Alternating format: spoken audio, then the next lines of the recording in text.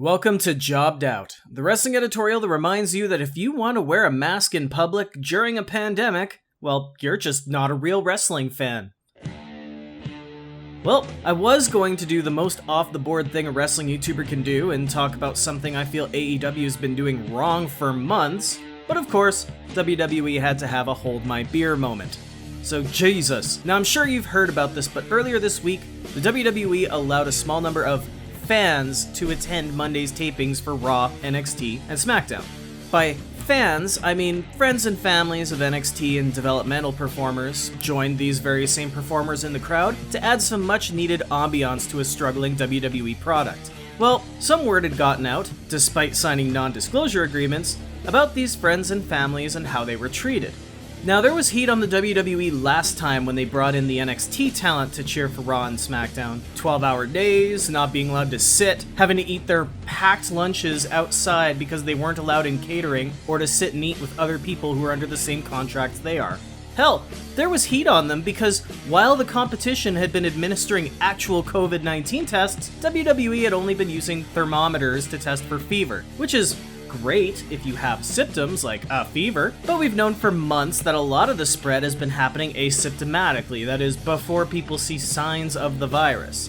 Anyway, those friends and families passed info on to Dave and Brian of the Wrestling Observer that several staff, including head producer Kevin Dunn, told fans that masks were not permitted. Not that they don't have to wear one, that they aren't allowed to wear one during the tapings. You want to wear a mask? You're not a real fan. That was a quote passed to Dave, as well as, if you want to wear a mask, just stay home. Wow. Frickin' wow, right? Now I'll tell you the dumbest thing about banning masks during these WWE tapings in a second, but first, what do the producers care if the audience that are off camera wear masks? Just don't show them.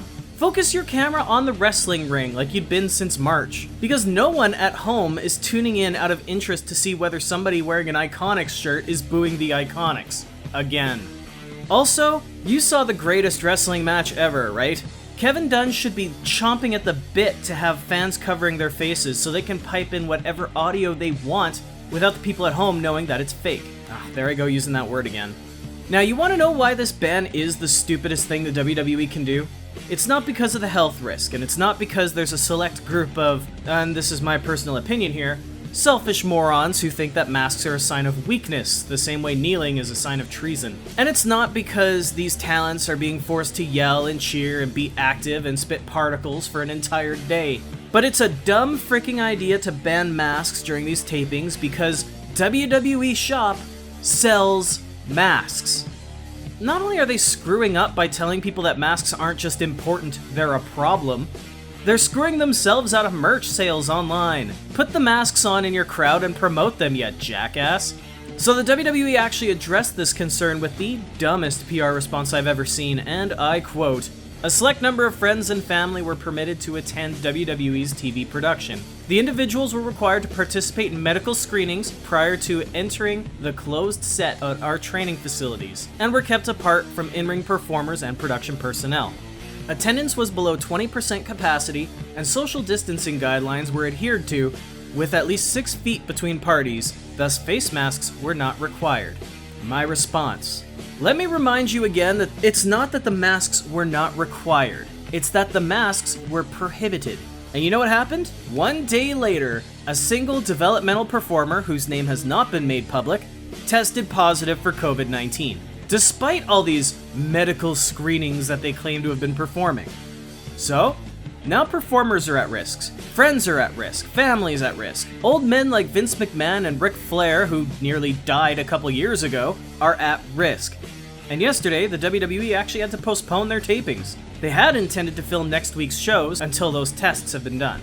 So today, a select few performers started showing their COVID-19 tests on Twitter, namely Mojo Rawley and MVP, to show that they're clean and good to work.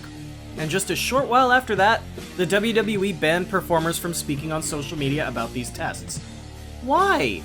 What could they possibly be hiding by assuring people that they're finally doing things the right way? Regardless, today the WWE resumed their tapings as if nothing had happened, save for Smackdown because they ran out of time. So as for who and how many performers now have the coronavirus, Guess you'll just have to do some sleuthing during next week's Raw and Smackdown to see who's missing from the crowd. The moral of the story here, kids, is just put on the fucking mask. Come on! The WWE's been given some gigantic concessions in the state of Florida that not everybody gets. And rather than show appreciation and do what needs to be done in order to continue, they've screwed with the line, they've tried to break or bend rules, and they're still treating this whole thing like it's a hoax, despite the last 3 months. Okay, fine, you didn't get sick. Just because it snows in December doesn't mean the world isn't getting hotter. Just because you ate dinner last night doesn't mean world hunger is fake news. And all of this because the talent they stuck in the crowd had to wear WWE t-shirts, but weren't allowed to wear masks. Ridiculous. That's just my opinion though. Where do you stand on this? And I'm not asking for a big political thing because somehow people dying is a partisan issue in the States, but do you think the WWE is doing enough to protect its employees? Or was it only a matter of time before somebody got sick? And what happens if and when more people contract this virus? Will they stand firm and the show still go on, or will they be forced into a hiatus because they have no choice but to take things seriously? Let me know what you think in the comments section, and be sure to subscribe for more because I want you to be a part of the conversation too. For now though, I better get my shoulders off the mat, so thank you for tuning in to Jobbed Out. I'll catch you next time.